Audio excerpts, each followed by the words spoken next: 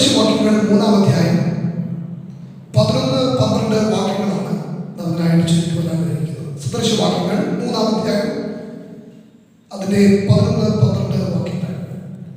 മകനെ, യഹോവയുടെ ശിക്ഷയെ നിരസിക്കരുത്, അവന്റെ ശാസനയിൽ മുഷികയുമരുത്.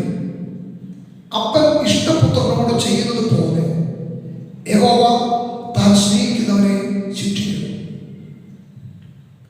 ദൈവത്തിന് പറയുന്നത്, ഒരു അപ്പൻ തനേറ്റവും പ്രിയപ്പെടുന്ന മകനെ ശാസിക്കുകയും അവനെ ശിക്ഷിച്ച് നടത്തുകയും ചെയ്യുന്നത് പോലെ യഹോവയായ ദൈവം തൻ്റെ മക്കളെ ശിക്ഷിക്കുന്നു. അവൻ സ്നേഹിക്കുന്ന മക്കളെ യഹോവയായ ദൈവം ശിക്ഷിക്കുമ്പോൾ അവൻ്റെ ശാസനയിൽ നിങ്ങൾ മുഷിഞ്ഞു പോകരുത് എന്ന് പറയുകയാണ്. ഈ വേദഭാഗത്തെ എബ്രായ ലേഖനത്തിൽ ഉദ്ധരിച്ച് പറയുമ്പോൾ അവിടെ ഒരു ചെറിയ വ്യത്യാസം നമ്മൾ കാണുന്നു. സദൃശവാക്യത്തിൽ ശിക്ഷ എന്ന് എഴുതിയിരിക്കുന്ന ഭാഗം എബ്രായ ലേഖനത്തിൽ ബാലശിക്ഷ എന്ന് തിരുത്തി എഴുതിയിരിക്കുകയാണ്. ആ ഭാഗം കൂടി വായിക്കാൻ ആഗ്രഹിക്കുന്നത് എബ്രായ ലേഖനം 12-ാം അധ്യായം അതിൻ്റെ 4-5 മുതലുള്ള വാക്യങ്ങൾ. മകനെ, കർത്താവിന്റെ ശിക്ഷ നിരസിക്കരുത്, അവൻ ശാസിക്കുമ്പോൾ മുഷികയുമരുത്.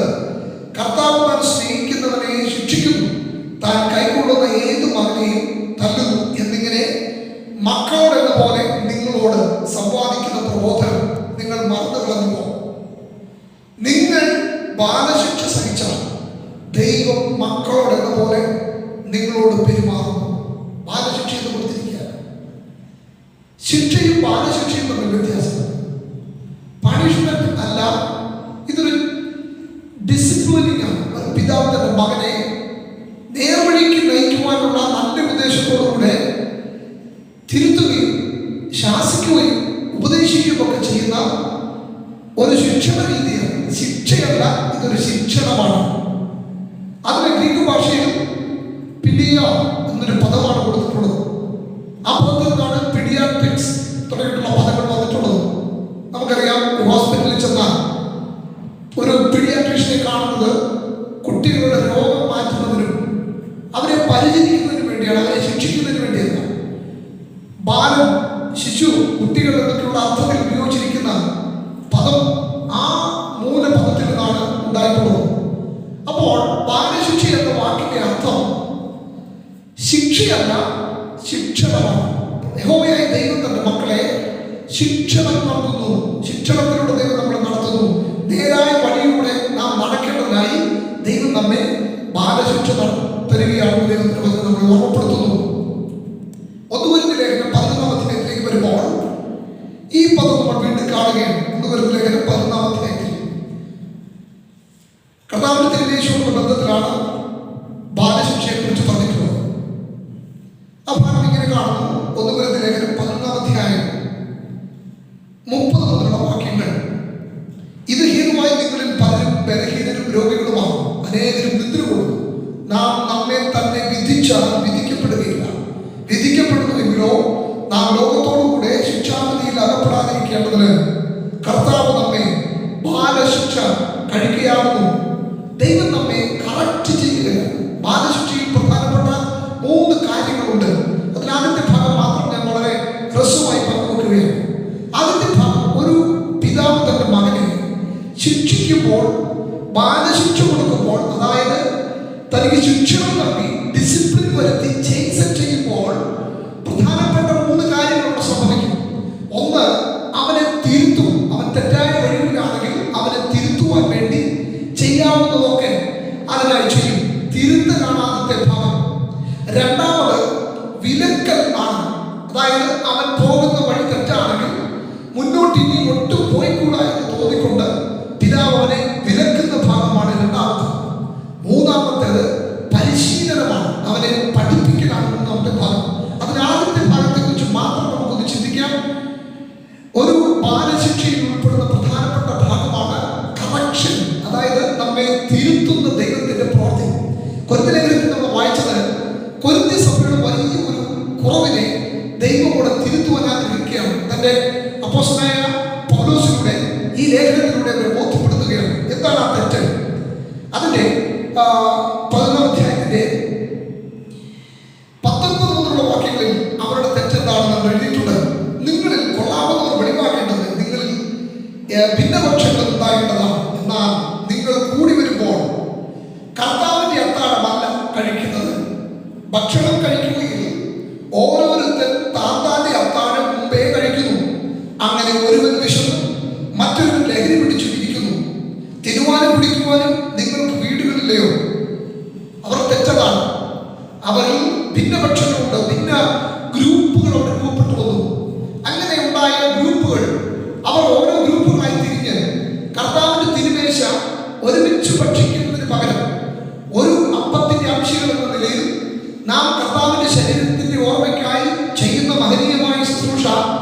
ദൈവസഭ ഒന്നടങ്കം ചെയ്യേണ്ടതിന് പകരം അവരിൽ അവരുടെ വിഭാഗത്തിൽപ്പെട്ടവർ, അവരുടെ കൂട്ടത്തിൽപ്പെട്ടവർ ചേർന്ന് മുൻപേ കഴിക്കുന്ന ഒരു തെറ്റായ കീഴ്വഴക്കം ഈ കൊരിന്ത്യ സഭ പുലർത്തിപ്പോകും.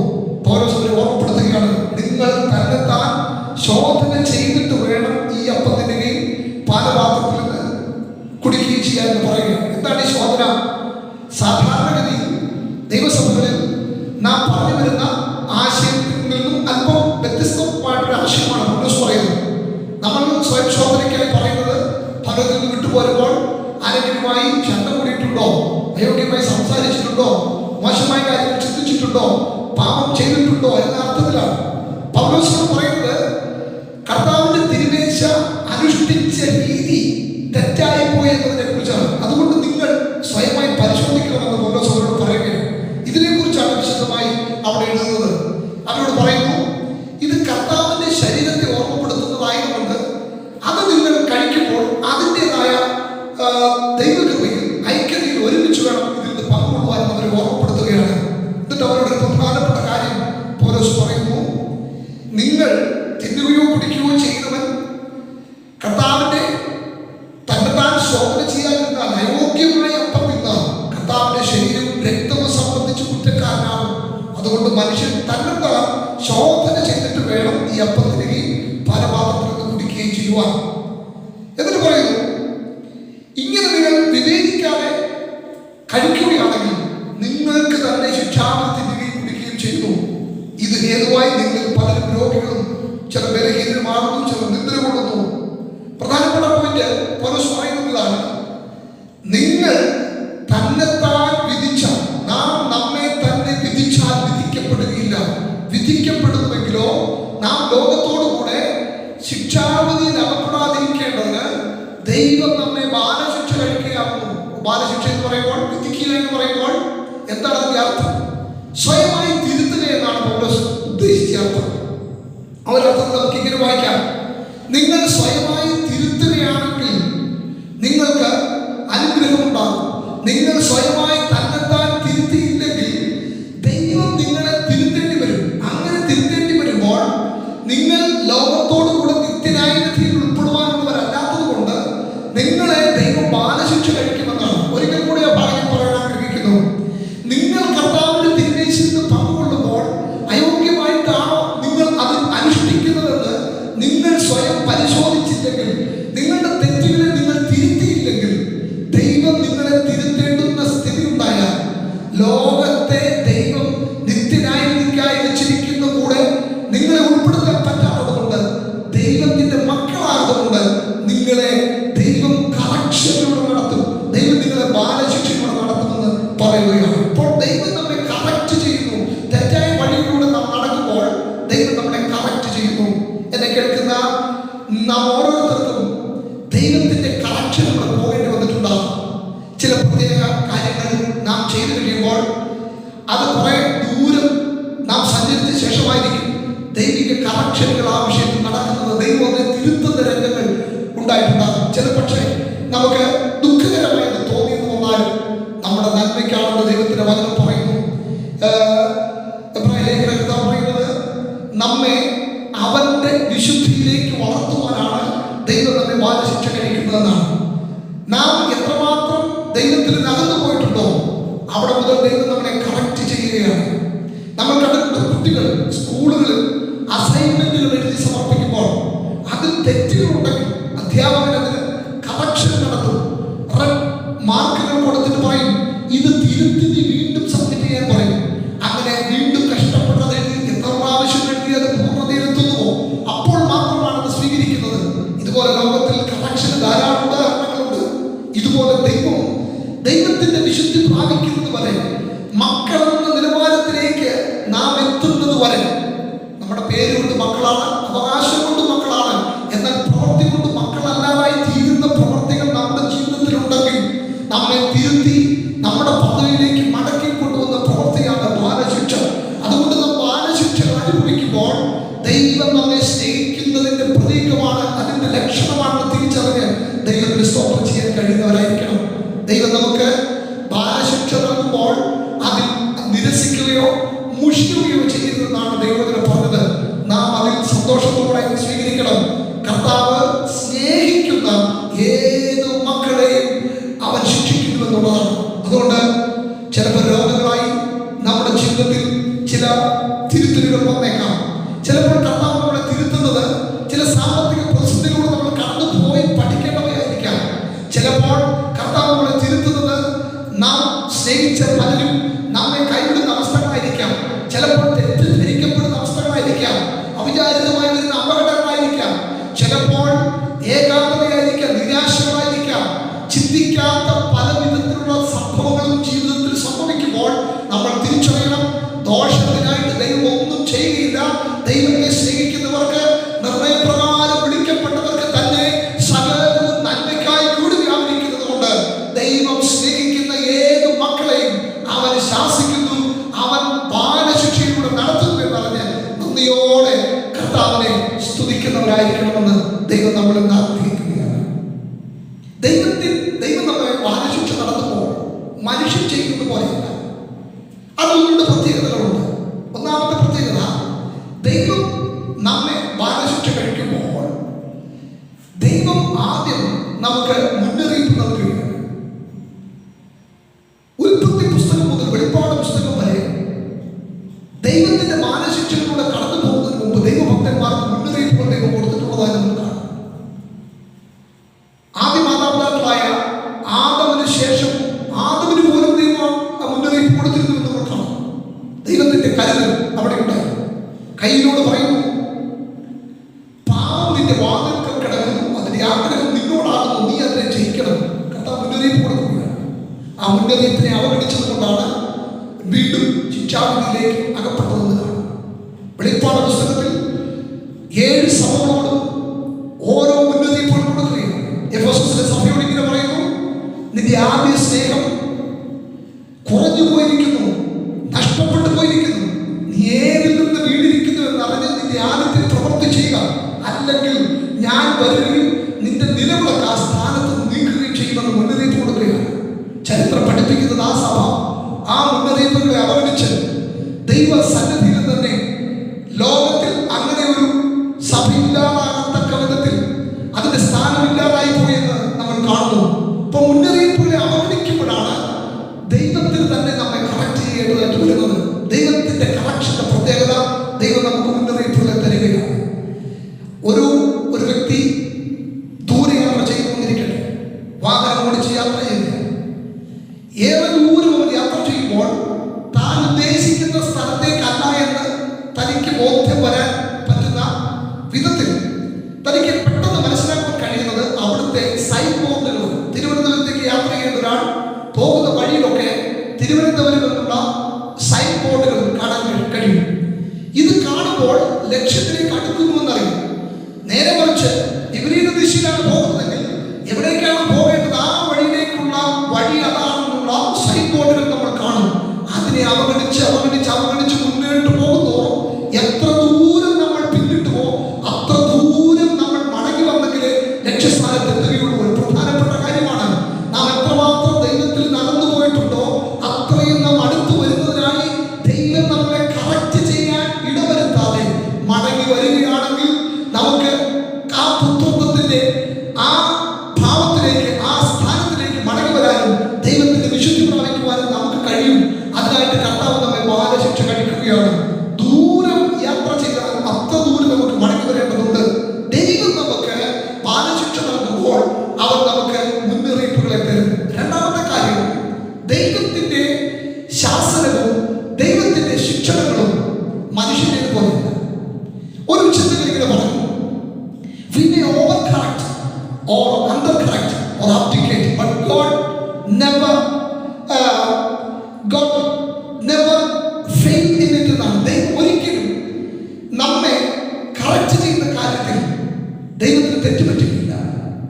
മനുഷ്യൻ ചിലപ്പോൾ ഒരാളെ ഓവർ കറക്റ്റ് ചെയ്യുന്നേക്കാം, ഓവർ കറക്റ്റ് ചെയ്യും. നിങ്ങൾ കണ്ടിട്ടുണ്ട് ചില ഭവനങ്ങളിൽ ചില പിതാക്കന്മാർ വലിയ നിർബന്ധ ബുദ്ധിയുള്ളവരായിരിക്കും. അവരുടെ നിർബന്ധ ബുദ്ധിക്കനുസരിച്ച് അവരുടെ മക്കൾ വരണമെന്ന് ശാഠ്യം പിടിക്കുന്നവരായിരിക്കും. കൃത്യമായ ചിന്തകളിലൂടെ ഉറങ്ങുന്നതിനും ഉണ്ണുന്നതിനും ഉടരുന്നതിനും എഴുതുന്നതിനും പഠിക്കുന്നതിനും പോകുന്നതിനും സകല കാര്യങ്ങൾക്കും കഠിനമായ ചിട്ടകളും നിഷ്ഠകളും വെച്ചവരെ കണ്ടിട്ടുണ്ട്. ചില നാളുകൾ കഴിയുമ്പോൾ ഈ കുട്ടികൾ ആ നിഷ്ഠകൾക്കെല്ലാം പുറത്തു പോകുന്നതും ആ കഠിനമായിട്ടുള്ള ശിക്ഷണത്തിൽ അവർ കൈവിട്ടു പോകുന്നതും നമ്മൾ കണ്ടിട്ടുണ്ട്. അതുകൊണ്ട് നാം ചെയ്യേണ്ട കാര്യം, ദൈവം നമ്മെ ബാലശിക്ഷ കഴിക്കുമ്പോൾ, ദൈവം നമുക്ക് ബാലശിക്ഷ നൽകുമ്പോൾ ഓർത്തിരിക്കേണ്ട കാര്യം, ദൈവം നമ്മെ ഒരിക്കലും ഓവർ കറക്റ്റ് ചെയ്യുകയില്ല. എന്ന് പറഞ്ഞാൽ നമ്മെ കറക്റ്റ് ചെയ്ത് അമിതമായി നാം നഷ്ടപ്പെട്ടു പോകുവാൻ ദൈവം ഇടവരുത്തുകയില്ല.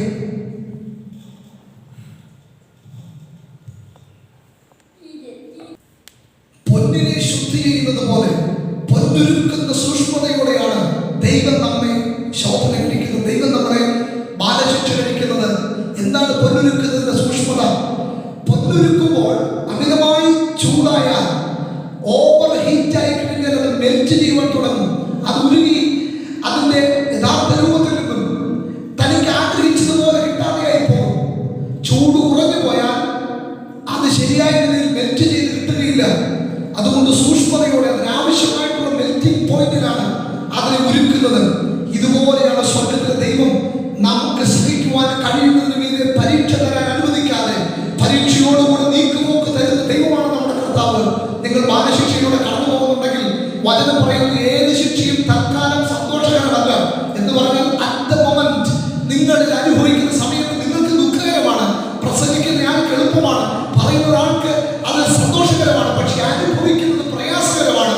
പക്ഷെ വചനം പറയുന്നു, നിങ്ങൾ കർത്താവിന്റെ കരങ്ങളിൽ സുരക്ഷിതരായിരുന്നുകൊണ്ടാണ് ദൈവം നിങ്ങളെ ശോധന കഴിക്കുമ്പോൾ, ദൈവം നിങ്ങൾക്ക് ബാലശിക്ഷ നൽകുമ്പോൾ, ദൈവം അതിസൂക്ഷ്മതയോടെ നിങ്ങൾ തകർന്നു പോകാൻ അനുവദിക്കാതെ നിങ്ങളെ കരുതിക്കൊണ്ടുള്ള ഒരു മഹത്തായ ശിക്ഷണ നടപടിയാണ് ദൈവം ചെയ്തുകൊണ്ടിരിക്കുന്നത്. അത് അറിഞ്ഞ് കർത്താവിനെ മഹത്വപ്പെടുത്താൻ കഴിയണം.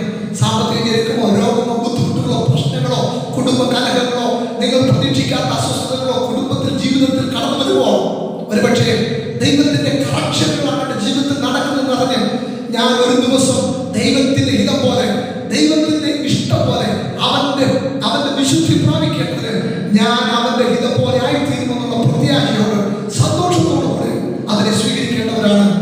നമ്മൾ ഓവർ കറക്റ്റ് ചെയ്യുന്ന പോലെ ദൈവം ഓവർ കറക്റ്റ് ചെയ്യുന്നില്ല. മനുഷ്യൻ അണ്ടർ കറക്റ്റ് ചെയ്യാറുണ്ട് എന്ന് പറഞ്ഞാൽ ബൈബിൾ പഠിപ്പിക്കുന്നു. ഏലി പുരോഹിതന്റെ കഥ. ഏലി പുരോഹിതന്റെ ഭവനത്തിൽ തന്റെ പുത്രന്മാർക്ക് വേണ്ടത്ര ശിക്ഷണം കൊടുക്കുന്നതിൽ ഏലി പുരോഹിതൻ പരാജയപ്പെട്ടു. അതുകൊണ്ട് അവർ ദൈവ ന്യായവിധിക്ക് അർഹരായി തീർന്നു. അവർ മാത്രമല്ല, ആ യഥാർത്ഥ ശിക്ഷണം കൊടുക്കുവാൻ കഴിയാതിരുന്ന പിതാവിനും ദൈവകോപത്തിന്റെ ഇരയായി തീരേണ്ടതായിട്ട് വന്നു. ഇങ്ങനെ നമുക്കും സംഭവിക്കാറുണ്ട്. ശരിയായ ശിക്ഷണം കൊടുക്കേണ്ട സ്ഥാനത്ത് നമ്മുടെ മക്കൾക്ക് ശരിയായ ശിക്ഷണം കൊടുക്കുവാൻ കഴിയാതെ പോകുന്ന ധാരാളം മാതാപിതാക്കളുണ്ട്. എന്നാൽ ദൈവം അങ്ങനെ അണ്ടർ കറക്റ്റ് ചെയ്യുന്നില്ല. അതുപോലെ ദൈവം ഉപേക്ഷിച്ച് കളയുകയുമില്ല. ചിലർ കറക്റ്റ് ചെയ്യുകയില്ല, ഓവർ കറക്റ്റ് ചെയ്യില്ല, അണ്ടർ കറക്റ്റ് ചെയ്യില്ല. അവർ വേണ്ടത്ര പരിഗണന കൊടുക്കാതെ അവഗണിച്ചു കളയുന്നവരായിട്ടുള്ള ആളുകളെ നമ്മൾ കണ്ടിട്ടുണ്ട്. ദൈവം അങ്ങനെയും ചെയ്യുകയില്ല. ദൈവത്തിന്റെ പ്രത്യേകത, ദൈവം നമുക്ക് കൃത്യമായി നമ്മെ അറിഞ്ഞ് നമ്മുടെ ആവശ്യം അറിഞ്ഞ് നാം ഏത് വിധത്തിൽ കർത്താവിന്റെ പ്രയോജനമുള്ളവരായി തീരണമെന്നുള്ള ദൈവത്തിന്റെ പദ്ധതിയാണോ അതിനനുസരിച്ച് നമ്മെ ശുദ്ധി ചെയ്യുന്ന, ശോധന ചെയ്യുന്ന, നമ്മെ ബാലശിക്ഷ കഴിക്കുന്ന ദൈവമാണ് നമ്മുടെ കർത്താവ്. അതുകൊണ്ട് കർത്താവിന്റെ വചനത്തിൽ പറയുന്ന ഭാഗം ഒരിക്കൽ കൂടെ വായിച്ച് ഞാൻ അവസാനിപ്പിക്കാം. എബ്രായ ലേഖനം 12-ാം അധ്യായത്തിൽ എബ്രായ ലേഖനകർത്താവ് പറയുകയാണ്, മകനെ കർത്താവിന്റെ ശിക്ഷ നിരസിക്കരുത്, അവനെ ശാസിക്കുമ്പോൾ മുഷിപ്പിക്കുമെന്ന്. കർത്താവ് താൻ സ്നേഹിക്കുന്ന ഏത് മകനെയും ശിക്ഷിക്കും, താൻ കൈക്കൊള്ളുന്ന ഏത് മകനെയും തല്ലുന്നു. എന്നിങ്ങനെ മക്കളോടെന്ന പോലെ നിങ്ങളോട് സമ്പാദിക്കുന്ന പ്രബോധനം നിങ്ങൾ മറന്നു. നിങ്ങൾ ബാലശിക്ഷ സഹിച്ചാൽ ദൈവം മക്കളോട് എന്നതുപോലെ പെരുമാറും. അപ്പൻ ശിക്ഷിക്കാത്ത മകൻ എവിടെയുള്ളൂ? എല്ലാവരും പ്രാപിക്കുന്ന ബാലശിക്ഷ കൂടാതെ ഇരിക്കുന്നുവെങ്കിൽ നിങ്ങൾ മക്കളല്ല, കൗടേലിയന്മാരത്രേ. നമ്മുടെ ജനസംബന്ധമായ പിതാക്കന്മാർ നമ്മെ ശിക്ഷിച്ചപ്പോൾ നാം അവരെ മടങ്ങിപ്പോകുമല്ലോ. ആത്മാക്കളുടെ പിതാവിനെ ഏറ്റവും അധികമായി കീഴടങ്ങി ജീവിക്കേണ്ടതല്ലയോ? അവർ ശിക്ഷിച്ചത് ഏറെക്കാലവും തങ്ങൾക്ക് ബോധിച്ച പ്രകാരവും അവനോ നാം അവന്റെ വിശുദ്ധി പ്രാപിക്കേണ്ടത് നമ്മുടെ ഗുണത്തിനായി തന്നെ ശിക്ഷിക്കുന്നു. ഏത് ശിക്ഷയും തൽക്കാലം സന്തോഷകരമല്ല, ദുഃഖകരമത്രയെന്ന് തോന്നും. പിന്നത്തേതിലോ അതിനാൽ അഭ്യാസം വന്നവർക്ക് നീതി എന്ന സമാധാന ഫലം ലഭിക്കും. Praise the Lord. കർത്താവ് നമ്മെ ബാലശിക്ഷ കഴിക്കുമ്പോൾ ദൈവം നമ്മളെ തിരുത്തി ജീവിതത്തിൽ ദൈവത്തിന്റെ വഴിയിലേക്ക് അവന്റെ വിശുദ്ധി പ്രാപിക്കുവാൻ വേണ്ടി അവനോ നാം അവന്റെ വിശുദ്ധി പ്രാപിക്കേണ്ടത് നമ്മുടെ ഗുണത്തിനായി തന്നെ ശിക്ഷിക്കുമ്പോൾ അത് തിരിച്ചറിഞ്ഞ ദൈവത്തിലേക്ക് കൂടുതൽ അടുത്ത് വരുവാൻ വേണ്ടി നമ്മുടെ ഹൃദയത്തിൽ സമർപ്പിച്ചു കൊടുക്കുമോ? നമ്മുടെ ജീവിതത്തിൽ വരുന്ന ബുദ്ധിമുട്ടുകൾ, അപ്രതീക്ഷിതമായി സംഭവിക്കുന്ന പലതും നമ്മെ തകർത്ത് കളയുവാനുള്ളതല്ല, ദൈവത്തിന്റെ കരങ്ങളിൽ ആയുധങ്ങളായി നമുക്ക് ഉപയോഗിക്കപ്പെടുവാൻ വേണ്ടിയാണ് ദൈവം നമ്മെ ബാലശിക്ഷ കഴിക്കുന്നത്.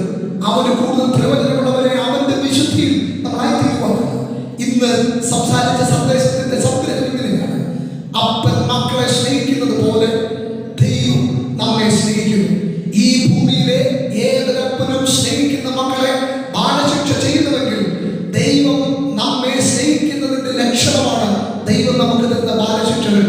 അതനുഭവിക്കുന്നതോറും ദൈവത്തിന്റെ സ്നേഹമാണ് നമ്മൾ അനുഭവിച്ചറിയുന്നത്. അവന്റെ സ്നേഹം അതുല്യമാണ്, പകരം വെക്കാൻ പറ്റാത്തതാണ്. ആ സ്നേഹത്തിലേക്ക് അടുത്ത് വരാൻ ആ സ്നേഹം ബാലശിക്ഷ നൽകി നമ്മളെ സർവ്വഴിക്ക് നടത്തുന്നതാണ്. നടക്കേണ്ടുന്ന വഴി കാണിച്ചു തരുന്ന ദൈവമാണ്. ചിലരുണ്ട്, അവരെ കുറിച്ച് വളരെ പറയുന്നത്, നിങ്ങൾ ബുദ്ധിയില്ലാത്ത കുതിരയും കോർ കഴുകിയെ പോലെ ആകരുത്. അവയുടെ ചമയങ്ങളായ കടിഞ്ഞാണും മുഖപ്പട്ടയും കൊണ്ട് അവയെ അടക്കി വരുന്നു, അല്ലെങ്കിൽ അവ നിനക്ക് സ്വാധീനമാകില്ല. കടിഞ്ഞാണ് കൊണ്ട് പിടിച്ചെങ്കിലേ കുതിര അനുസരിക്കത്തുള്ളൂ, മുഖപ്പെട്ട വ്യക്തിയെ അനുസരിക്കത്തുള്ളൂ, നിർബന്ധങ്ങൾ വെച്ചെങ്കിലേ അനുസരിക്കത്തുള്ളൂ, വിലക്കുകൾ വെച്ചെങ്കിലേ അനുസരിക്കത്തുള്ളൂ. എന്നാൽ ഒരു മക്കൾ അങ്ങനെയല്ല. പിതാവിന്റെ ഇഷ്ടം തിരിച്ചറിഞ്ഞ് അവന്റെ വഴിയിൽ അവന്റെ ഇഷ്ടം തിരിച്ചറിഞ്ഞ് അവന്റെ ശുശ്രൂഷക്കാരെ അവന്റെ ഹിതം ചെയ്യുന്നവരായി തീരാനാണ് ദൈവം നമ്മളെ കുറിച്ച് ആഗ്രഹിക്കുന്നത്. അതിനായി നമ്മളെ തന്നെ സമർപ്പിക്കാൻ ദൈവം തരുന്ന ഓരോ ബാലശിക്ഷകളും നമ്മുടെ നന്മയ്ക്ക് അറിഞ്ഞുകൊണ്ട് സന്തോഷത്തോടെ ആ സ്നേഹത്തെ സ്വീകരിപ്പാൻ നമുക്ക് കഴിയട്ടെ. അനുഗ്രഹീതമായ ഒരു ഗാനം നമ്മൾ പാടുന്നുണ്ടല്ലോ: ബാലശിക്ഷ നൽകുന്നതിന്റെ അപ്പനെങ്കിലും ചേലെടുത്തന്റെ സ്നേഹത്തിന് ഒരു കുറവും വന്നിട്ടില്ല. നന്മയെ തൽക്കരം നൽകുന്നതിന്റെ ഈശ്വരൻ എന്റെ മനസ്സ് വിശ്രമം നേടുമെന്ന് നമ്മൾ പാടുന്നു. നമുക്ക് കർത്താവിനോട് പറയാം: ദൈവമേ, അങ്ങ് ഞങ്ങൾക്ക് നൽകുന്ന ഓരോ ബാലശിക്ഷകളും ഞങ്ങളുടെ നന്മയ്ക്കാണെന്ന് ഞങ്ങൾ തിരിച്ചറിയുന്നു. അതിൽ പിറുപിറുക്കുകയോ അതിൽ തളർന്നു പോവുകയോ നീരസപ്പെടുകയോ ചെയ്യാതെ നിന്റെ സ്നേഹത്തെ അനുഭവിപ്പാൻ കൃപ തരണമേ. നമുക്ക് പ്രാർത്ഥിക്കാം. ദൈവസന്നിധിയിലേക്ക് നമ്മുടെ കണ്ണുകൾ അടച്ച് നമുക്കൊരു വാക്ക് പ്രാർത്ഥിക്കാം. പരിശുദ്ധനായ കർത്താവേ, ഞങ്ങളെ കേൾപ്പിച്ച നല്ല ആലോചനയ്ക്കായി സ്തോത്രം. ദൈവകൃപയിൽ വരുവാൻ, അങ്ങയുടെ നല്ല ശിക്ഷണങ്ങളെ ഏറ്റെടുക്കുവാൻ, അതിന്റെ ശിരസ് വഹിക്കുവാൻ നല്ല മനസ്സ് ദൈവം ഞങ്ങൾക്ക് തരണമേ എന്ന് ഞങ്ങൾ പ്രാർത്ഥിക്കുന്നു. ഞങ്ങളെ സർവ്വഴിക്ക് നടത്തുവാൻ നീ ഞങ്ങൾക്ക് നൽകുന്ന സകല കറക്ഷനുകളും സന്തോഷത്തോടെ സ്വീകരിപ്പാൻ ദൈവം കൃപ ചെയ്യുന്നതാകണമേ. അവിടുത്തെ പ്രാർത്ഥന കേട്ടതിനാൽ സ്തോത്രം. യേശുവിൻ നാമത്തിൽ തന്നെ ആമേൻ. കർത്താവ് നമ്മളെല്ലാവരെയും